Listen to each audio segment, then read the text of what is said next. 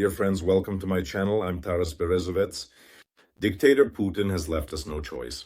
Naturally, the key topic of today's episode will be the 21st annual address by Putin to his people. Today he didn't break another record. He spoke for quite a long time, but that's more of an average for him. The so-called direct line lasted 4 hours and 27 minutes. Putin is showing the results of his declining health, including his mental health. What is today's slip of the tongue that is spread across all media, public forums, and Telegram channels related to? When he couldn't pronounce a few simple words for a very long time. I also posted this fragment on my Telegram channel. It reminded me very much of this famous one, a scene from a Soviet film. He's trying to say the first line, a snatcher, a trip up, tram. He was trying to say the first line, a snatcher, a trip up, trams, and so on. So this whole carriage of absurdity, the main part of the time was dedicated to the war in Ukraine. This time, journalists from NBC and the BBC were allowed in. At that time, of course, it was dedicated to the war in Ukraine. And surprisingly, both Russian and foreign journalists were asking him about it. This time, even journalists from NBC News and the British BBC were allowed in. At that time, of course, it was dedicated to the war in Ukraine, and surprisingly, journalists were asking him about it. I managed to ask a question, and of course, Putin's favorite goddaughter, a once good Russian, the unfulfilled hope of Russian liberal journalism, Ksenia Sobchak was also present, and Putin graciously allowed her to ask a question about the suffering of the residents of the Kursk region. She wasn't interested in the suffering the citizens of Ukraine, who have been suffering for 11 years from the war that Putin hasn't declared. And the dictator himself, he stated that since the so-called special military operation, he has been laughing and joking less. And overall, the war, Putin said, is a movement, and it's interesting. Ukrainian President Volodymyr Zelensky has already reacted, posting a tweet that is being quoted by global media today, where he mentioned that he finds it interesting in the English version, adding the phrase dumbass. Dumbass is a word that translates literally as, dolboyob, but the Ukrainian word dovbany fits it better. Again, due to, let's say, its literary quality and the fact that the Ukrainian language is more beautiful and expressive. In addition to that, today, representatives of the British Ministry of Defense announced that they are considering the possibility of sending their troops to Ukraine. This is another country that says its contingent may be sent to Ukraine. Overall, the European Union is considering the possibility of sending up to 100,000 of its own troops to Ukraine. The military dictator of Chechnya, Kadyrov, may gain control over the wild berries marketplace in exchange for assistance in Syria. And finally, Trump's future special envoy to Ukraine, retired Lieutenant General Keith Kellogg, condemned the elimination of Russian General Kirillov and stated that Trump will try to end the war in Ukraine by the end of this year. On the night of October 19th, Ukrainian drones, they attacked Novoshakhtinsk oil products plant, and so it became known that on the night of October 19th, Ukrainian drones attacked the only and largest oil products plant in the south of Russia. The full capacity of the facility was previously 5.6 million tons. Oil products in the south of Russia. The full capacity of the facility was previously 5.6 million tons.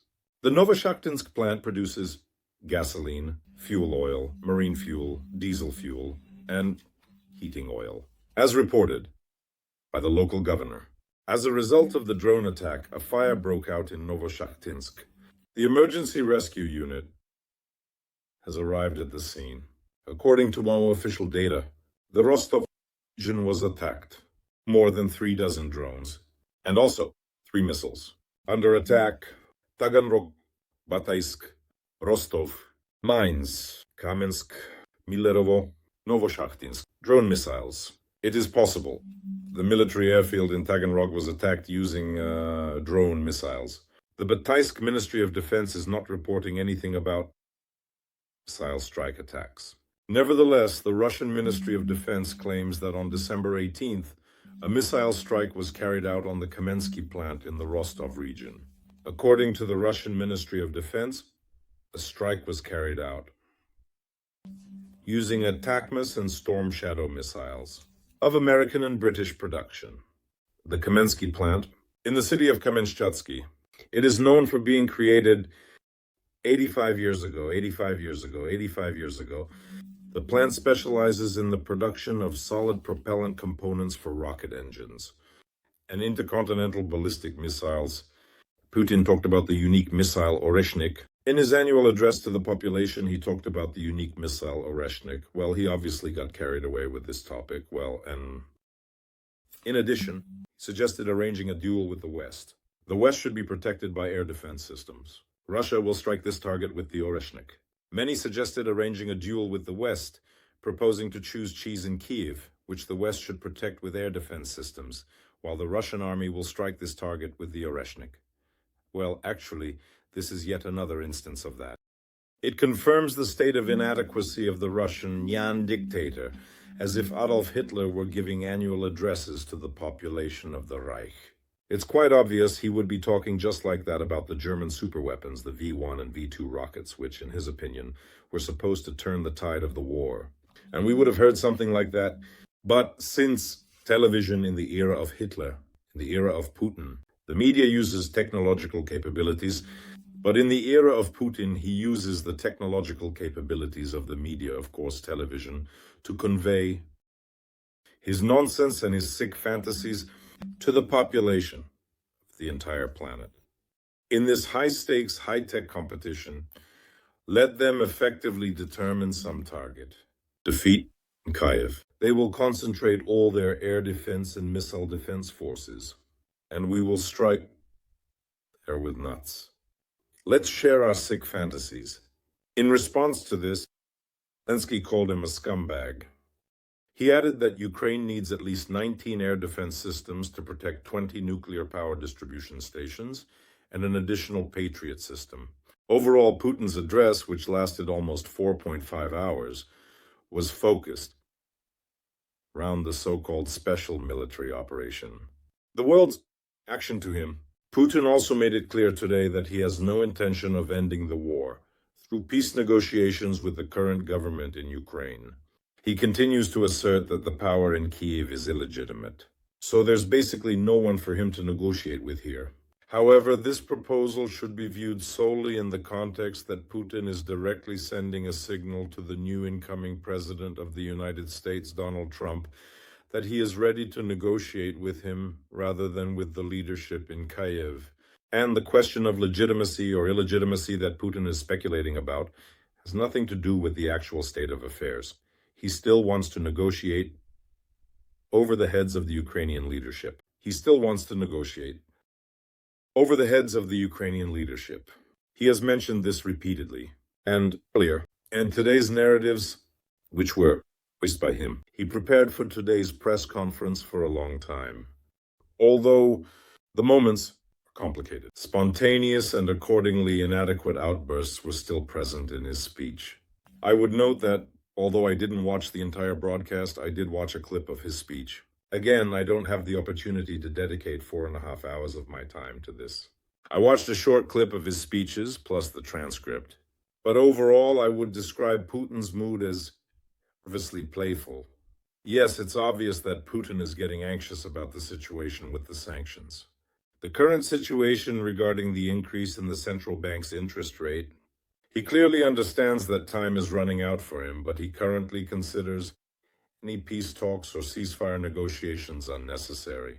And most importantly, Putin clearly indicated that he is waiting for Donald Trump's arrival. In a literal sense, when NBC News correspondent Keir Simons asked him a question, he stated that Russia has failed the objectives of the special military operation, with huge human losses. The Russian army has lost a huge number of people, killed, wounded, missing. Among them are high-ranking Russian generals, including Lieutenant General Kirillov, who was eliminated 2 days before Putin's press conference. And now we understand that this also happened, not by chance. It was definitely timed. For Putin to react to this elimination, well, Simons reminded Putin about what happened to Bashar Assad's regime until recently. A staunch supporter of Putin and a representative of the regime, the leader of the regime that Putin has supported for many, many decades. And before him, this was done by representatives of the Soviet regime as well as Boris Yeltsin. But nevertheless, Putin answered the question himself. He rejected readiness for negotiations with Trump. He hasn't communicated with him for over 4 years. However, I'm ready for this at any time. That he hasn't communicated with him for over 4 years. However, the dictator stated, I'm ready for this at any time and I will be ready to meet if he wants to. This is material, this is virtual, a clear signal. Trump. Considering that Kellogg's mission does not include a visit to Moscow, it became known from a report by Reuters. The dictator stated that if this conversation takes place, when I am but in a weakened on state, Simons talked about this. I'm wrapping up my question. He stated that Putin will approach negotiations with Trump from a position of weakness, considering Assad's defeat in Syria. Putin is reacting to this. To you people, the ones who pay you a salary, the USA, it's obvious that they would really like Russia to be in a weakened state. I hold a different point of view.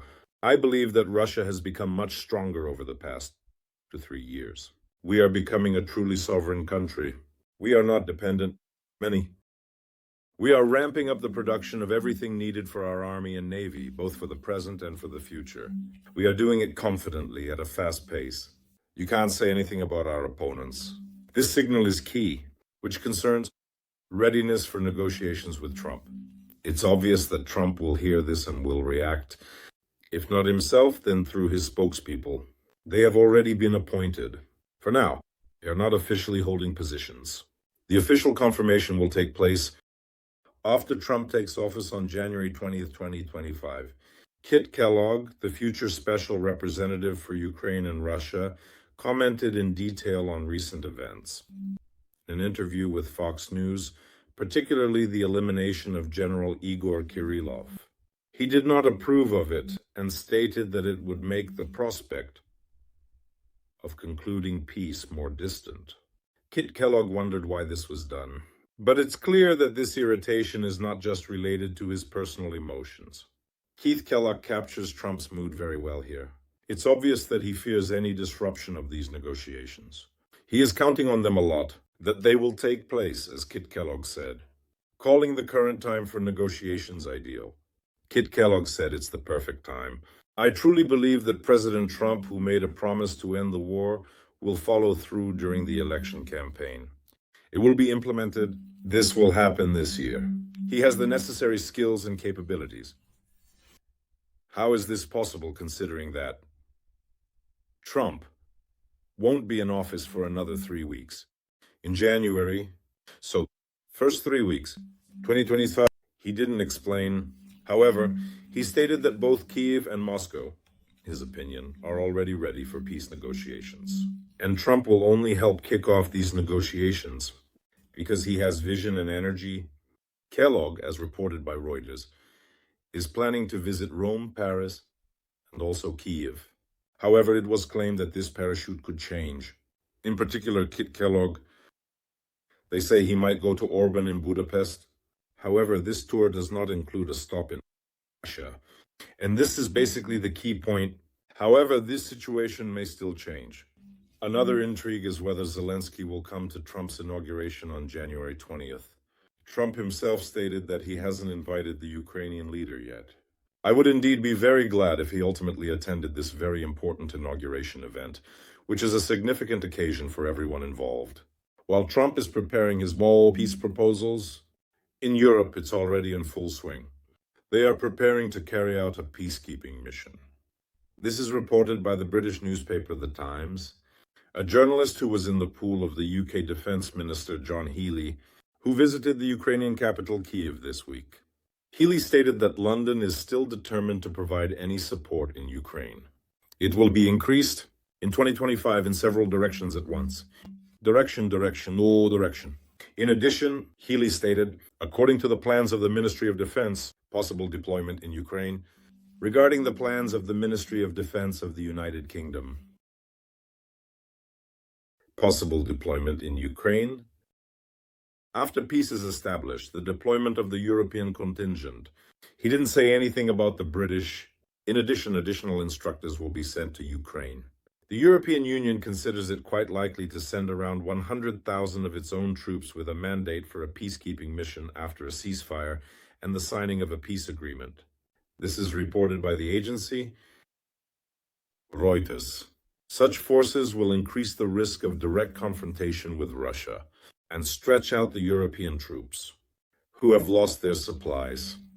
Because of the assistance to Ukraine, sending soldiers to Ukrainian soil, the creation of an international coalition with the participation of Germany, France, the United Kingdom, Italy, and Poland. A Ukrainian official stated that the number of countries that could participate in the peacekeeping mission could reach 8 to ensure control. Over the ceasefire, at least 40,000 troops from European countries will be needed. And if you remember, I mentioned that exact figure a few weeks ago. The peacekeeping contingent should involve deploying 40 to 50,000 troops, based on calculations. This figure is confirmed by a European Union representative. However, some EU representatives believe up to 100,000 troops may be needed. The EU does not expect to involve an American contingent under Trump. Overall, as other representatives of the European Union believe, more pessimistically, up to 100,000 European troops may be needed.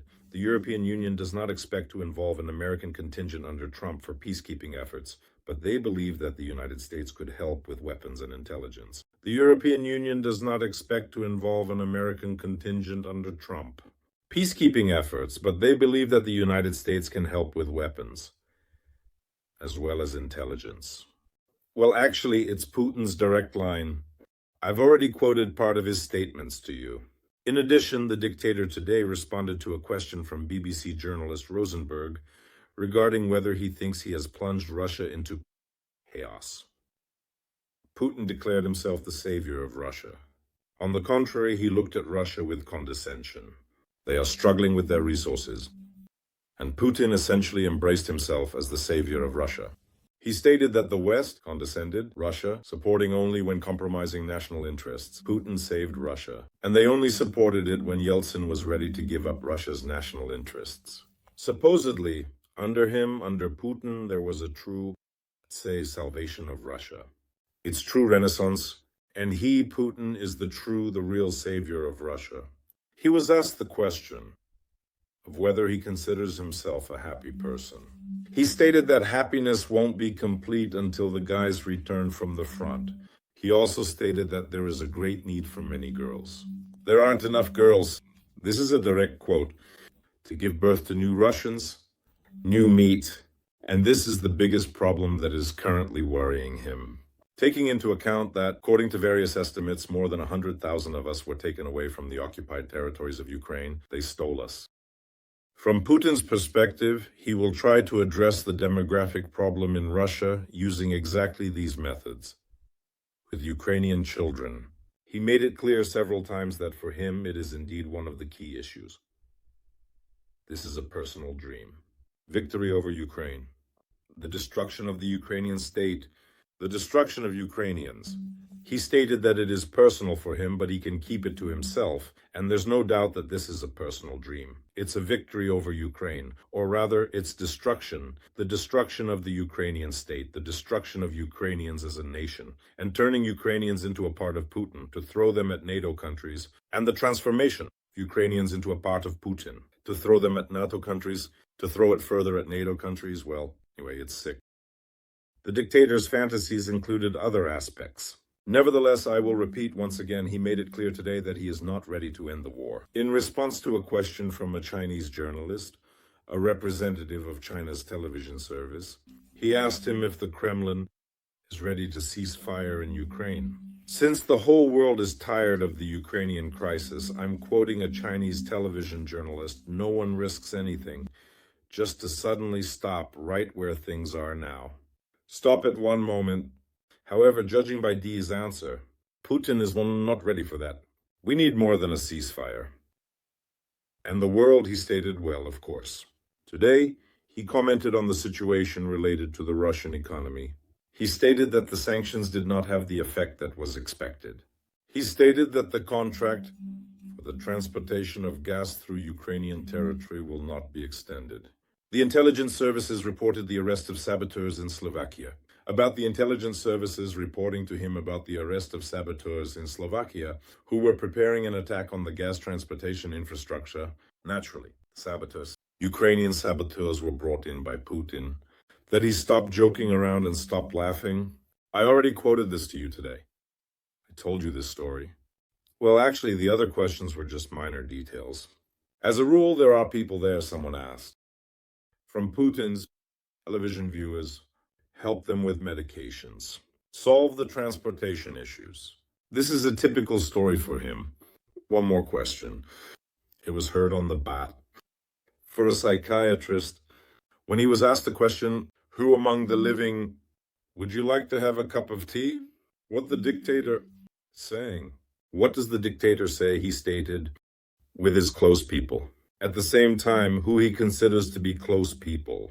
If we're talking about the departed world leaders, with the Chancellor of Germany, Helmut Kohl, French President Jacques Chirac, Italian Prime Minister Silvio Berlusconi, the active and resourceful Italian Prime Minister Silvio Berlusconi, that is, Putin doesn't want to name any of the living people. He doesn't want to name any people he would like to have a cup of tea with. So basically, tea with the dead. Putin talks about this. These three departed politicians, the Cold War era, Berlusconi, Kohl, and Mo Chirac. These are exactly the ones he is ready to have a drink with. Well, Putin is already the fourth dead person in this company who, for some strange twist of fate, hasn't joined them yet. But obviously he will have the opportunity to have 5 o'clock tea with them in the afterlife. The truth is it's unclear if they will all end up in hell, but I'm definitely taking it in the horse. I'm not sure about Kohl and Chirac, because compared to the idea of Putin going to hell, there's definitely no way. He will obviously be able to find other characters for his tea party like Gaddafi, Saddam Hussein, Hitler, Stalin, Lenin, and other figures. I think that enjoying a cup of tea with them becomes quite obvious and truly tangible for him. These are our very dear and cherished friends for this evening's news. Take care of yourselves. Subscribe to the channel, like, share, and comment on the broadcast. Don't forget to recommend the video to your friends and acquaintances. With all that said, glory to Ukraine, glory to the armed forces of Ukraine, glory to the Ukrainian Special Forces, and glory to the Territorial Defense Forces. Take care of yourselves. You were with Major of the Ukrainian Army, Taras Berezovets. See you next time. Bye-bye.